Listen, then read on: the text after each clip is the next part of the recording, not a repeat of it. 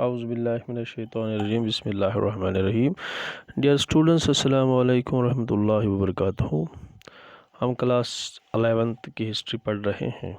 इसमें हम 6th chapter पढ़ रहे हैं, 3 ऑर्डर्स। 3 ऑर्डर्स में हमने देखे क्लर्जी देखा, लैंड नोबल्स देखे और पेजेंट्री देखी। ठीक है, तो 12 to 16 सेंचुरी में जो भी हमने ये चीज़ें देखी, मिडिल लेवल हिस्ट्री की बात हम करते हैं, तो यूरोपियन में ये चीज़ 3 ऑर्डर्स देखने को मिले। और कौन से फैक्टर्स थे सोशल इकोनॉमिक रिलेशन जो भी थी उन पे इफ़ेक्ट कर रहे थे। पहला था इन्वायरमेंट, तो एनवायरनमेंट पहला फैक्टर, दूसरा है लैंड यूज़, तीसरा है न्यू एग्रीकल्चर टेक्नोलॉजी और चौथा है अर्बनाइजेशन। तो पहला जो इन्वायरमेंट है, पहले हम देखेंगे कि उस टाइम का कौन सा इन्वायरमेंट था, इर्द गिर्द कैसा माहौल था, कैसे पॉलिटिकल जो भी इन्वायरमेंट था, चाहे पॉलिटिकल इन्वायरमेंट, इकोनॉमिक इन्वायरमेंट जो भी था, तो ये जो सोशल एंड इकोनॉमिक रिलेशंस पे बड़ा असर रहता था इनका। दूसरा लैंड यूज़, तो लैंड को कैसे हम इस्तेमाल करते हैं, चाहे एग्रीकल्चर प्रोडक्शन के लिए इस्तेमाल कर, इंडस्ट्रियल प्रोडक्शन के लिए, जिस चीज़ के लिए लैंड हम इस्तेमाल करते हैं, तो लैंड यूज़ दूसरा फैक्टर था। ठीक है, तीसरा था एग्रीकल्चर, नई टेक्नोलॉजी को एग्रीकल्चर में इंट्रोड्यूस किया गया, एग्रीकल्चर फार्मिंग के लिए नई टेक्नोलॉजी का इस्तेमाल किया गया, तो ये था तीसरा। और चौथी था अर्बनाइजेशन जो भी गाँवों में लोग रहते थे वो अब माइग्रेट करने लगे, शहरों में बसने लगे, शहरों की तरफ जाने लगे, तो उसको हम अर्बनाइजेशन कहते थे। ठीक है, तो उसके बाद क्या देखने को मिला, कैथेड्रल्स या टाउन्स। देखिए, फ्रॉम 12th सेंचुरी, जब हम 12th सेंचुरी से बड़े बड़े चर्चेस बनाए गए, लॉर्ड चर्चेस, जिनको हम कैथेड्रल्स कहते हैं, कैथेड्रल्स, तो बड़े बड़े चर्चेस बिल्ड किए गए फ्रांस में, बड़े बड़े चर्चेस बनाए गए जिनको हम कैथेड्रल्स कहते थे। तो ये बिलोंग करते थे मोनास्ट्रीज से, these belong to the monasteries. ठीक है, तो ये मोनास्ट्रीज से बिलोंग करते थे। जो कैथेड्रल्स थे ये स्टोन से, पत्थर से बनाए गए थे। ठीक है, तो कैथेड्रल्स के इर्द गिर्द जो भी थे, अराउंड एरियाज जो भी थे, कैथेड्रल्स के अराउंड एरियाज जो भी थे, ये मोर पॉपुलेटेड थे। तो ये मोर पॉपुलेट अराउंड जो एरियाज, कैथेड्रल्स के अराउंड जो भी इलाके थे, ये बहुत ही पॉपुलेटेड थे। एंड उसके ये बन गए जब भी पॉपुलर, और जो कैथेड्रल्स थे ये सेंट्रल ऑफ पिलग्रिमेज बन गए, क्योंकि वहाँ से लोग बहुत सारे जो भी रिलीजियस जो भी मतलब गैदरिंग होती थी, वहाँ पे लोग वहाँ पे आते थे पिलग्रिमेज के लिए। ठीक है, तो स्मॉल टाउन्स डेवलप, छोटे छोटे टाउन्स डेवलप हो गए इसके अराउंड, किसके, कैथेड्रल्स के अराउंड। तो जो भी कैथेड्रल्स के विंडोज़ जो भी थे, विंडोज़ में जो भी यूज़ होता था वो स्टेनलेस गिलास होते थे, स्टैंडर्ड गिलासेस यूज़ होते थे। तो स्टैंडर्ड गिलासेस का ये था कि ड्यूरिंग सनलाइट तो ये चमकते थे, सनलाइट में ये चमकते थे, जब रोशनी दिन में ये चमकते थे, रेडिएंट बनते थे। तो जब सनसेट होता था, फिर जब कैंडल जलाए जाते थे, कैंडल्स की रोशनी से ये नज़र आते थे बाहर से ही। जो स्टैंडर्ड ग्लासेस जो नरेट करते हैं stories in Bible through the pictures, तो बाइबल में आप देखोगे ऐसी स्टोरीज थ्रू पिक्चर्स, ऐसे रेडेंट ग्लास के। 2 मोर वेल नोन मोनेस्ट्रीज जो भी थी एस्टैब्लिश की गई। तो 2 मोनेस्ट्रीज जो भी एस्टैब्लिश की गई, कहाँ पे, सेंट बेनेडिक्ट इटली में इन 529 एंड क्लेनी इन बर्गेंडी 910। ठीक है, तो क्राइसिस क्या थी, अब देखेंगे हम crisis in the 14th century.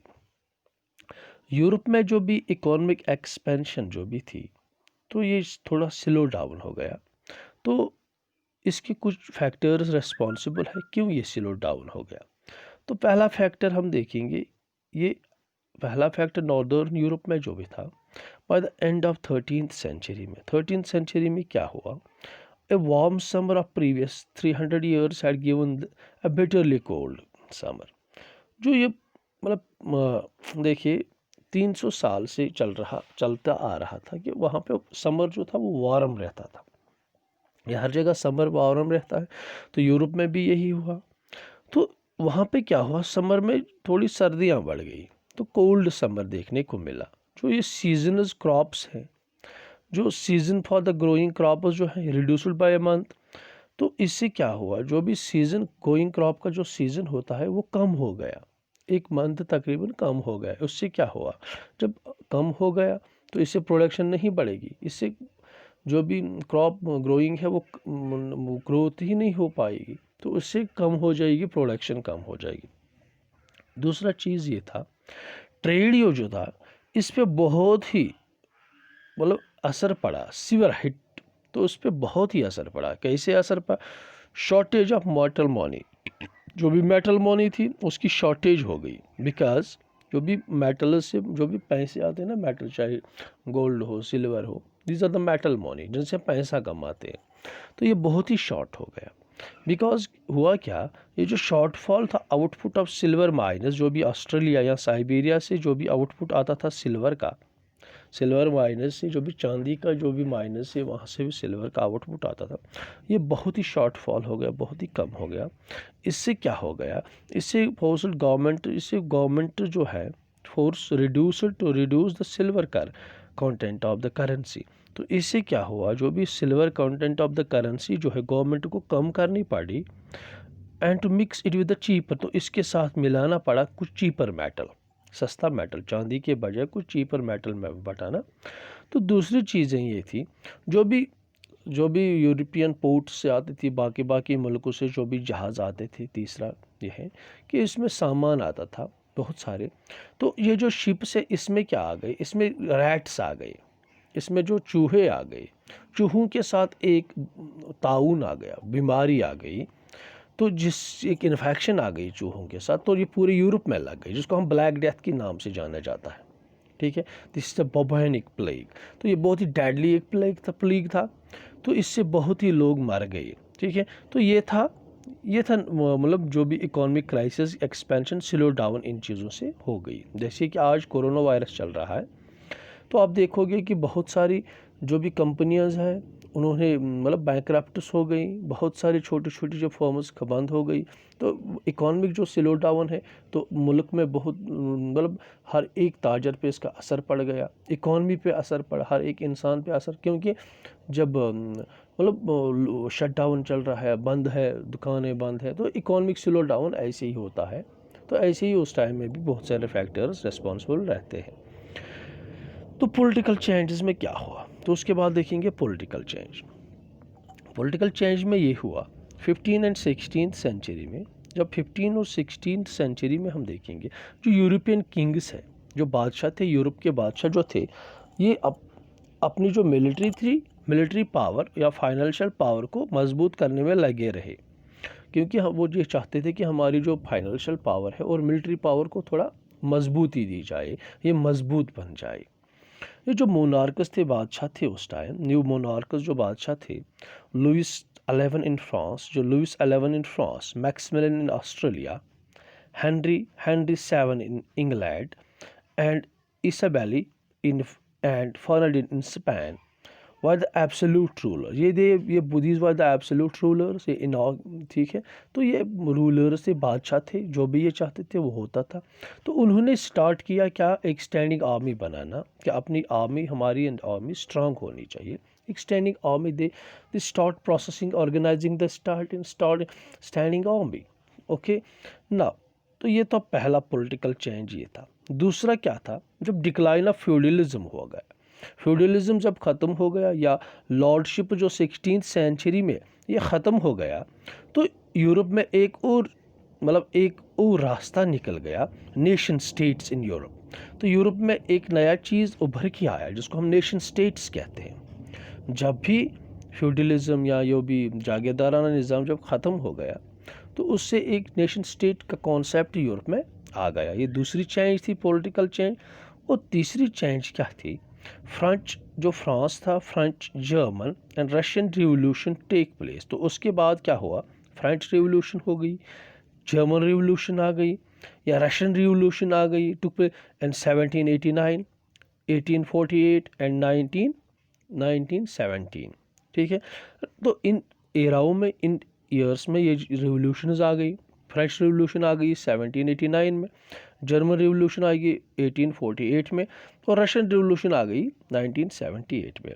जो दीज रिवोल्यूशन, इन रिवोल्यूशनों से क्या हो गया, जो भी लोग थे, जो भी अक्रॉस द वर्ल्ड लोग इंस्पायर हो गए and give rich legacy of liberty, तो इंस्पायर हो गए, तो इससे एक चीज़ मिल गई लोगों को, liberty, equality, reconstruct society in a new way. तो इससे एक चीज़, एक हिम्मत मिल गई, एक इंस्पायरेशन लोगों को मिल गई कि हम अब सोसाइटी को एक नए तरीके से बनाएंगे जिसमें लिबर्टी होगी, जिसमें इक्वालिटी होगी, ठीक है। इस तरह से कंस्ट्रक्ट करेंगे एक नई सोसाइटीज़ को, ठीक है।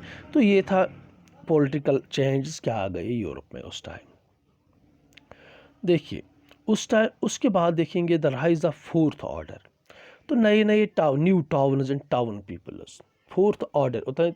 अब तक तो 3 ही ऑर्डर्स थे, अब चौथा ऑर्डर बन गया, नए नए बड़े बड़े टाउन्स बन गए। तो नए बड़े बड़े टाउन्स बनने शुरू हो गए, तो उसको फोर्थ ऑर्डर कहते हैं। तो क्या हुआ, कैसे हुआ ये चीज़ें?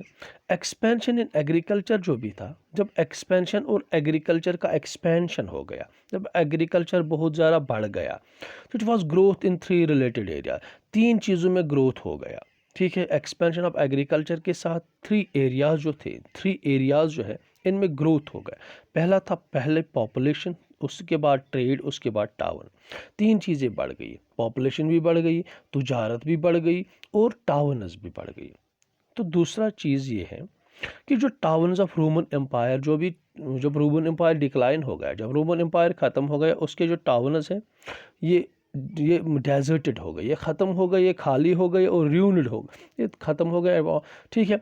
मगर but from the 11th century, 11th century से क्या, 11th सेंचुरी से उसके बाद क्या हुआ, एग्रीकल्चर जो इंक्रीज़ हो गई and become able to sustain higher level of population. तो एग्रीकल्चरल जो प्रोडक्शन है, जो एग्रीकल्चर इंक्रीज़ हो गए, एग्रीकल्चर बढ़ने लगा, इससे जो भी हायर लेवल्स ऑफ पॉपुलेशन है तो ये सस्टेन होने लगी अब एग्रीकल्चर पे।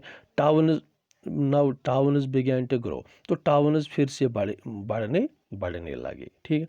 तो एक और चीज़ बन गई, एक और चीज़ ये है कि towns offer the prospect of paid workers and freedom from the lords' control. तो टाउन्स से क्या हुआ, जो भी वर्कर्स थे, पेड वर्कर्स थे, उनको बड़ी मतलब उनसे टाउन से उनकी जो भी पेड वर्कर्स हैं, जो भी काम करने के लिए जाते थे लोग, वहाँ से उनको पैसा मिलता था, वो बड़ी ही प्रॉस्पेरस बन गई, उनसे उनको बड़ा ही अच्छा माहौल मिला काम करने को और पैसा भी मिल गया।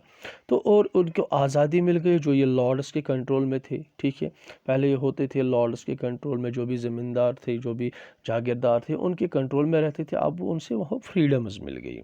तो जो यंग पीपल्स है फ्रॉम द पीजेंट फैमिलीज जो भी थे, तो अब उनको अच्छा अच्छा काम मिलने लगा और फ्रीडम भी फील करने लगी। तो बड़े बड़े टाउन्स बन गए जिनकी पॉपुलेशन तकरीबन 30,000 तक थी। They could have been set to form a fourth order. तो फोर्थ ऑर्डर जब आप देखोगे, these are the big towns, जब फोर्थ ऑर्डर अगर डेफिनेशन लिखनी होगी, these are the bigger towns, these are the bigger towns had a population of about 30,000, had a population of about 30. This is the fourth order. It was the fourth order in the Europe in 11th-12th century, ठीक है। तो उसके बाद एक और चीज़ है जिसको हम गिल्ड कहते हैं, गिल्ड, ठीक है। तो गिल्ड, तो on the base economic organisation की बुनियाद पे कुछ ऑर्गेनाइजेशंस बन जाती है। इकोनॉमिक किसके बुनियाद पे एक ऑर्गेनाइजेशन बने, जिनको हम गिल्ड कहते हैं, चाहे ये आर्टिस्ट्स का गिल्ड हो, चाहे कोई भी फॉर्म हो। तो ये इन क्राफ्ट हो, ईच क्राफ्ट इंडस्ट्री जो भी ऑर्गेनाइज, तो हर एक क्राफ्ट वाले, जो दस्तकार, जो भी इंडस्ट्री में काम करते, तो ये organise into the guild, organise into the guild and association. जो एसोसिएशन है, entire guild and association which control the equality of products, ठीक है। ये एक एसोसिएशन होती है which control the quality of product, जो कंट्रोल करती है quality of products. Price and it sell, इसका प्राइस क्या रहेगा और इसकी सेल कैसे होगी, कहाँ पे होगी। एक गिल्ड हॉल्स बनाए गए, हर एक टाउन में एक गिल्ड हॉल होता था। It was for the ceremonial, जो भी सेरेमोनियल फंक्शंस होती थी, जो भी मतलब ट्रेडर्स की फंक्शंस होती थी, सेरेमोनियल फंक्शंस जो भी होते, तो इस हॉल्स को इस्तेमाल, गिल्ड हॉल्स को इस्तेमाल किया जाता था। जो भी हेड्स ऑफ द गिल्ड्स जो भी थे, उनके जो हेड्स ऑफ द गिल्ड्स जो भी है, तो वो वहाँ पे मिलते थे, ठीक है। तो वो वहाँ पे मिलते थे, बहुत वहाँ पे उनकी मीटिंग्स होती थी, एनुअल मीटिंग्स होती थी, ठीक है। तो होप कि आपको ये चीज़ें समझ आई होगी। तो जब तक हम नेक्स्ट वीडियो लेके आएंगे, तो इसके साथ ही जो यूनिट है वो ख़त्म हो जाता है। तो इसके नोट्स मैं आपके व्हाट्सएप में डाल दूंगा, व्हाट्सएप ग्रुप पे, तो वहाँ पे आप नोट कीजिए और हमारे चैनल को सब्सक्राइब कीजिए और हमारी वीडियो को लाइक कीजिए। Thank you.